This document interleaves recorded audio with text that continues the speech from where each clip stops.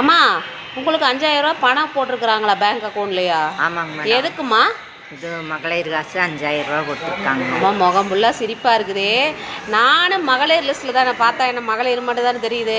ஆனால் எனக்கு 1 ரூபா கூட காசே போலையே. என்ன காரணமாக என்னை மகளிர் லிஸ்ட்லேருந்து தூக்கிட்டாங்களா? தூக்கலைங்க, உங்களுக்கு வீடெல்லாம் இருக்கு, அதனால உங்களுக்கு போடல. ஏம்மா வீடே இருக்குது ஒன்றும் இல்லை இல்லைங்க. அம்மா எனக்கு மட்டும் இருக்குது. இல்லை நான் கேட்குறேன், நான் வீடு இல்லைங்கிறது உங்களுக்கு தெரியுமா தெரியாதா? நம்ம வீடு வச்சுருக்குறோம். நம்ம வீடு கடனில் தான் வீடு வச்சுருக்குறோம்மா. சொந்தமாலாம் காசு போட்டு லோன் கட்டிட்டு தான் இருக்கிறோம்மா மாதம் மாதம். அப்போ எனக்கு மட்டும் காசே போடுறது இல்லையே, உங்களுக்கு போட்டிருக்குறாங்களே. என்ன விஷயம்னே எனக்கு ஒன்றுமே புரியலம்மா. இல்லை பொம்பளை லிஸ்ட்லேருந்தே என்னை தூக்கிட்டாங்க போல தெரியும். பொம்பளை லிஸ்ட்லேயே நான் இல்லையா? இல்லைங்க, நீங்கள் எழுதி கொடுங்க. எழுதி கொடுத்தா வருமா? சரிங்களா? சரி எழுதி கொடுக்கலாம். எழுதி பார்க்கலாம்.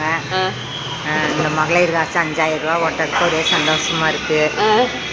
ஸ்டாலின் சாருக்கு ரொம்ப நன்றி. ஓகே, அதே ஸ்டாலின் சார்கிட்ட சொல்லுங்கள் என்னை பொம்பளை லிஸ்ட்லேருந்து தூக்கிட்டீங்களா அப்படின்னு.